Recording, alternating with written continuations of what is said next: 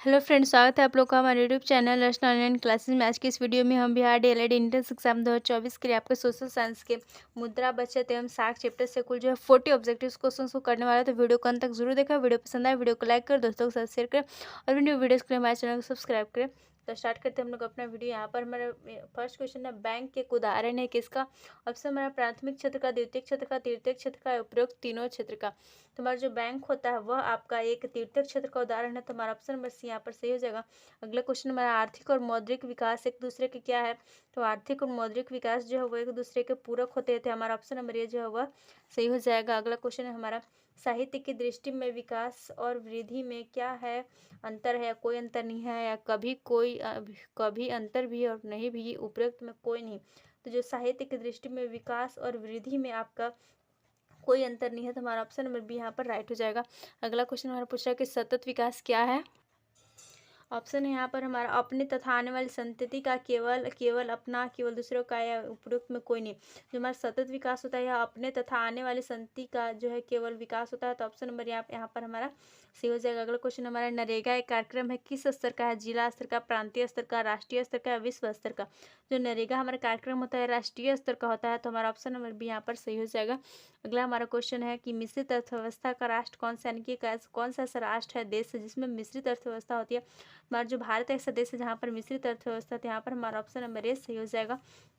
अगला क्वेश्चन हमारा, योजना आयोग के अध्यक्ष कौन होते हैं। जो आपके योजना के अध्यक्ष होते हैं वो प्रधानमंत्री होते हैं। हाँ, तो यहाँ पर हमारा ऑप्शन नंबर डी जो है वह सही हो जाएगा। अब हम लोग चलते हैं अगले क्वेश्चन की ओर। अगला क्वेश्चन है हमारा, योजना आयोग के सदस्यों की संख्या कितनी होती है। ऑप्शन हमारा 7, 8, 9, 10। योजना आयोग के जो सदस्यों की संख्या 8 होती है। तो यहाँ पर हमारा ऑप्शन नंबर बी जो है वह सही हो जाएगा। अगला क्वेश्चन हमारा, प्लास्टिक मुद्रा क्या है। तो जो आपका प्लास्टिक मुद्रा है वह एक एटीएम है। तो यहाँ पर हमारा ऑप्शन नंबर ए सही हो जाएगा। अगला क्वेश्चन हमारा, आय एक पारिश्रमिक है जिसे कोई अपने कार्य के बदले पाता है। हमारा ऑप्शन मानसिक, शारीरिक, बौद्धिक, उपरोक्त तीनों। तो हमारा यहाँ पर ऑप्शन नंबर डी सही हो जाएगा। यानी कि आय एक पारिश्रमिक है जिसे कोई अपने जो है मानसिक, बौद्धिक और शारीरिक तीनों के सभी कार्य के बदले पाता है। अगला क्वेश्चन हमारा, भारत एक राष्ट्र है कैसा, अविकसित, विकसित, पिछड़ा या विकासशील। जो हमारा भारत है एक विकासशील राष्ट्र है, देश है जो कभी विकास की गति पर है। तो हमारा ऑप्शन नंबर डी यहाँ पर सही हो जाएगा। अगला क्वेश्चन है हमारा, श्रम का पारिश्रमिक क्या है, यानी कि जो श्रम मेहनत करने के बाद हमें जो मिलता है उसे हम लोग क्या कहते हैं, ब्याज, लगान, लाभ या मजदूरी। तो राइट आंसर आपका मजदूरी हो जाएगा। ऑप्शन नंबर डी यहाँ पर हमारा सही हो जाएगा। अब हम लोग चलते हैं अगले क्वेश्चन की ओर। अगला क्वेश्चन है हमारा, पूंजी का पारिश्रमिक क्या है, यानी कि पूंजी जब हम किसी जमा करते रखते हैं तो इसका फलस्वरूप हमें क्या मिलता है। तो इस ऑप्शन नंबर लाभ, हानि, ब्याज या वेतन। तो आपका राइट आंसर हो जाएगा यहाँ पर ब्याज। तो ऑप्शन नंबर सी यहाँ पर हमारा सही हो जाएगा। अगला क्वेश्चन हमारा, भूमि का पारिश्रमिक क्या है। तो भूमि का पारिश्रमिक लगान होता है। तो ऑप्शन नंबर यहाँ पर हमारा सही हो जाएगा। अब हम लोग चलते हैं अगले क्वेश्चन की ओर। अगला क्वेश्चन है हमारा, गरीबी गरीबी को जन्म देती है यह कथन किसका है। तो जो आपका गरीबी गरीबी को जन्म देती है कथन रैगनर नर्क्स का है। तो यहाँ पर हमारा ऑप्शन नंबर सी जो है वह सही हो जाएगा। अगला क्वेश्चन है हमारा, विकसित राज्यों में ऊंची होती है क्या, पूंजी निर्माण दर, प्रति व्यक्ति आय, सेवाओं का मूल्य, उपरोक्त तीनों। तो जो विकसित राज्यों में आपका प्रति व्यक्ति आय ऊंची होती है तो हमारे पास ऑप्शन नंबर बी जो है वह सही हो जाएगा। अगला क्वेश्चन है हमारा, राष्ट्रीय आय के अंतर्गत क्या शामिल है, वस्तुओं का मूल्य, सेवाओं का मूल्य, वस्तु और सेवाओं दोनों का मूल्य, उपरोक्त में से कोई नहीं। जो राष्ट्रीय आय होता है इसके अंतर्गत आपका जो है वस्तु और सेवाओं के मूल्य को शामिल किया जाता है। तो ऑप्शन नंबर बी यहाँ पर हमारा सही हो जाएगा। अगला क्वेश्चन हमारा, कुल उत्पादन एवं उत्पादन में किए गए खर्च का अंतर क्या कहलाता है। तो जो कुल उत्पादन में किए गए खर्च का अंतर जो है वह आपका शुद्ध राष्ट्रीय उत्पाद कहलाता है। तो हमारा ऑप्शन नंबर डी जो है वह सही हो जाएगा। अब हम चलते हैं अगले क्वेश्चन के। अगला क्वेश्चन है हमारा, राष्ट्रीय आय समतुल्य होता है किसके। ऑप्शन नंबर, उपभोग व्यय एवं विनियोग के योग के बराबर होता है। उपभोग व्यय तथा विनियोग के गुणनफल के बराबर होता है। उपभोग व्यय एवं विनिमय के अंतर के, उपभोग व्यय तथा विनियोग व्यय के भाग के। तो जो हमारा राष्ट्रीय आय होता है वह आपके उपभोग व्यय और विनियोग के योग के बराबर होता है। तो हमारा ऑप्शन नंबर यहाँ पर सही हो जाएगा। अगला क्वेश्चन हमारा, राष्ट्रीय आय की धारणा में शामिल है क्या। तो राष्ट्रीय आय की धारणा में शामिल है आपका उपरोक्त ये सभी, यानी कि सकल घरेलू उत्पाद, शुद्ध राष्ट्रीय उत्पाद, सकल राष्ट्रीय उत्पाद, यानी इन सभी को शामिल किया जाता है आपके राष्ट्रीय आय में। अगला क्वेश्चन हमारा, सर्वप्रथम राष्ट्रीय आय का अनुमान का वर्ष क्या था, यानी कि जो राष्ट्रीय आय का अनुमान लगाया गया था वह ईस्वी क्या थी। तो ईस्वी थी आपका 1868 ईस्वी। यहाँ पर ऑप्शन नंबर सी जो है वो सही हो जाएगा। हम चलते हैं अगले क्वेश्चन के। अगला क्वेश्चन है हमारा, भारत की सर्वप्रथम अनुमानित प्रति व्यक्ति आय क्या थी? तो भारत की सर्वप्रथम अनुमानित जो प्रति व्यक्ति आय थी वह थी आपका 20 रुपये। तो हमारा ऑप्शन नंबर डी यहाँ पर सही हो जाएगा। अगला क्वेश्चन हमारा, राष्ट्रीय आय की गणना विधि क्या है? तो राष्ट्रीय आय की जो गणना विधि है वह है आपका व्यवसायिक गणना विधि, उत्पादन गणना विधि और मूल्य योग विधि। ये तीनों उपरोक्त तीनों यहाँ पर ऑप्शन नंबर डी सही हो जाएगा।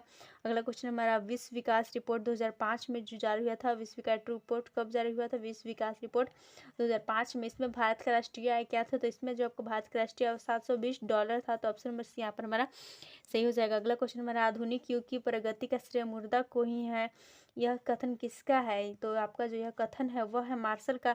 मार्शल ने कहा कि आधुनिक युग की जो प्रगति है उसका श्रेय हमारे मुद्रा को ही जाता है।